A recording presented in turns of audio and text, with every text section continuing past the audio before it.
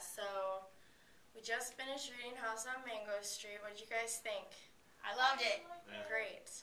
Well, today we're going to get started, and we're going to start looking at House on Mango Street as a whole piece instead of little sections like we had when we were reading. So what I want you guys to do right now is, for those of you who like to draw more than you like to write, I want you to either draw a vine, or I want you to make a list of words that describe a vine. What it looks like, what it does, anything. Any moods you get from vines. You guys can take about a minute to reflect on that.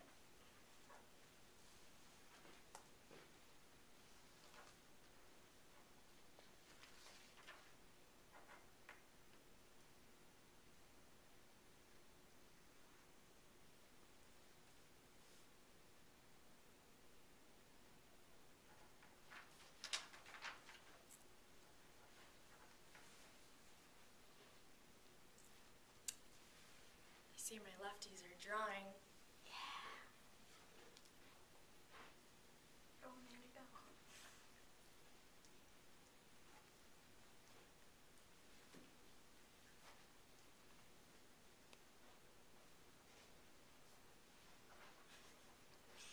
It's not very good vine, but it's a vine.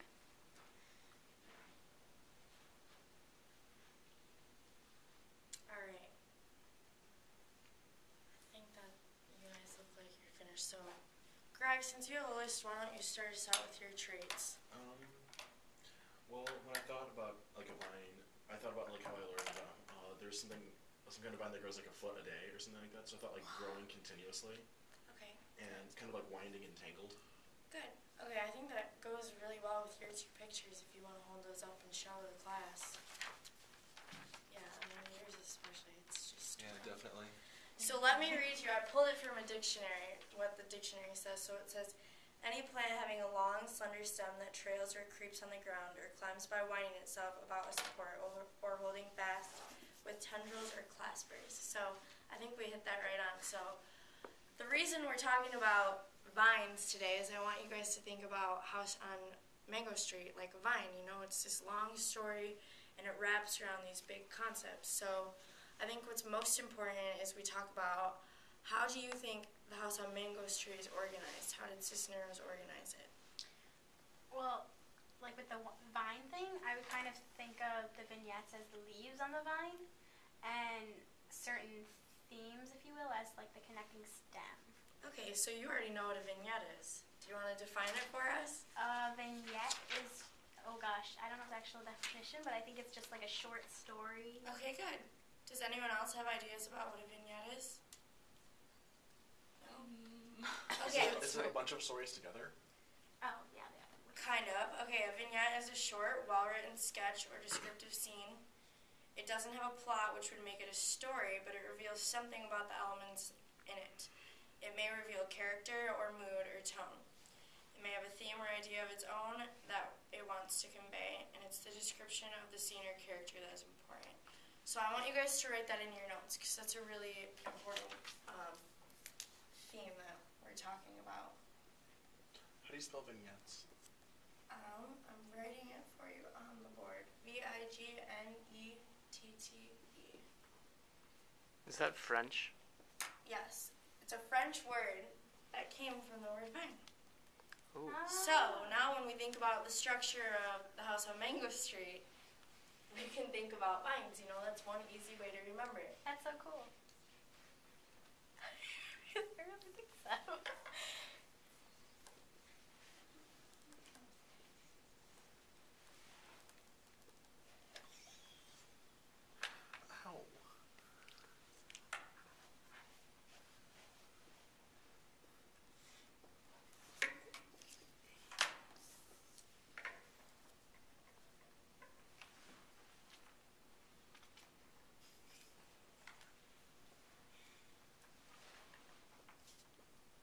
Will this be on the test? Yes, it will. So I want you guys to remember this. We're going to talk about it, though, so make your own little picture of what a vignette is.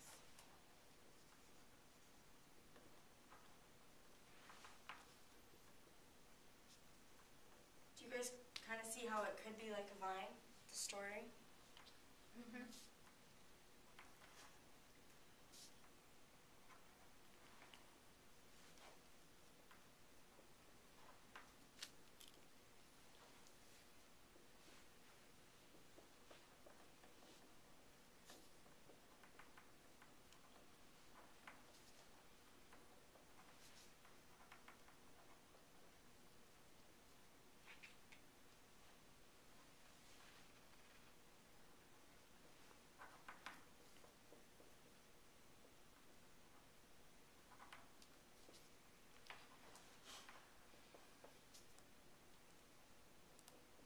So a vignette can be a drawing? Yeah.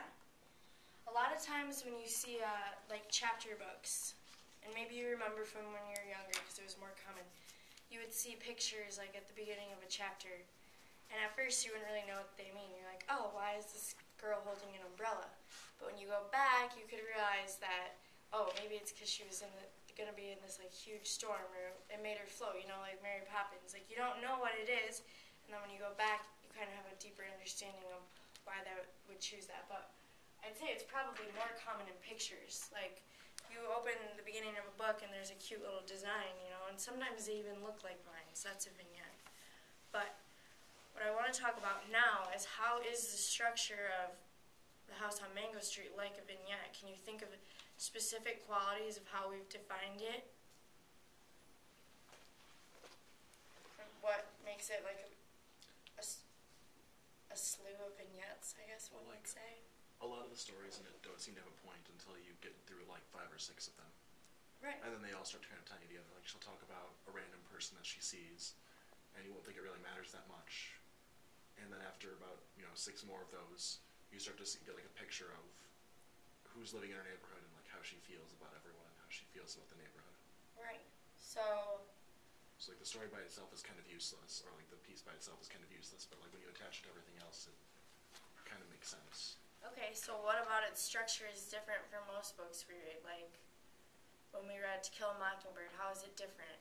Well, okay, in this story, a chapter is like a page, where in, say, To Kill a Mockingbird, you have several pages, and you have a clear opening paragraph, a clear transition into whatever is going to happen, whatever the plot is for that specific chapter, but it also ties into the main plot of the whole, where Mango Street, like what Greg was talking about, it's its own little thing. Like, if you look at the vignette, hair, it's talking, Esperanza is talking about all the types of hair that exist, but on that one chapter really doesn't make sense. If you look at a chapter in any other book, you kind of can get an idea what's going on in that book.